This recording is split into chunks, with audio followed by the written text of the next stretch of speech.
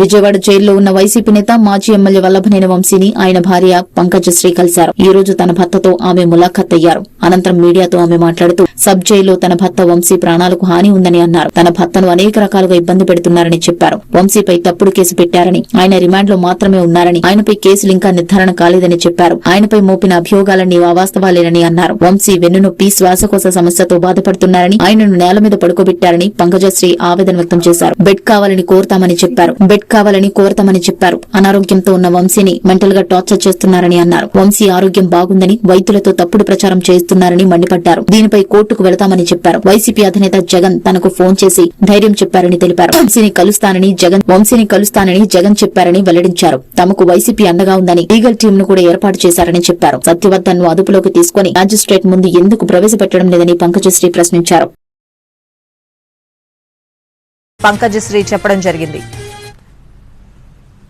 Money అలా చాలా different గా ఫాల్స్ అలిగేషన్స్ తో ఫ్యాబ్రికేట్ చేసేస్తా ఉన్నారు. ఫిజికల్ థ్రెట్ ఉంది, అవన్నీ మనం చెప్పాము. వంశీ గారికి ఆ టెయిల్ బోన్ ఫ్రాక్చర్ ఉంది, అందరికీ తెలుసు. కొన్ని బ్రీదింగ్ ఇష్యూస్ అవన్నీ ఉన్నాయి. అయినా ఆయన్ని పనిష్మెంట్ సెల్ లాగా 22 hours ఒక రూమ్ లో పెట్టేసి ఎవరు రాకుండా, ఎవరితో కాంటాక్ట్ లేకుండా అలా చేస్తున్నారు. ఇప్పుడు ఫిజికల్ హెల్త్ కాకుండా వాళ్ళు మెంటల్ గా కూడా ఆయన్ని అలోన్ గా పెట్టి కొంచెం మెంటల్ గా లో చేసి డిప్రెషన్ గురి చేయాలని ట్రై చేస్తున్నారు.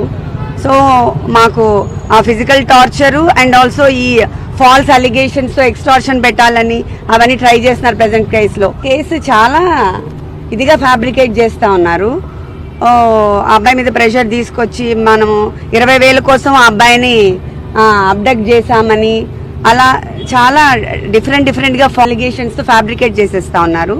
అవన్నీ మనం చెప్పాము. వంశీ గారికి ఆ టెయిల్ బోన్ ఫ్రాక్చర్ ఉంది, అందరికీ తెలుసు. కొన్ని బ్రీదింగ్ ఇష్యూస్ అవన్నీ ఉన్నాయి.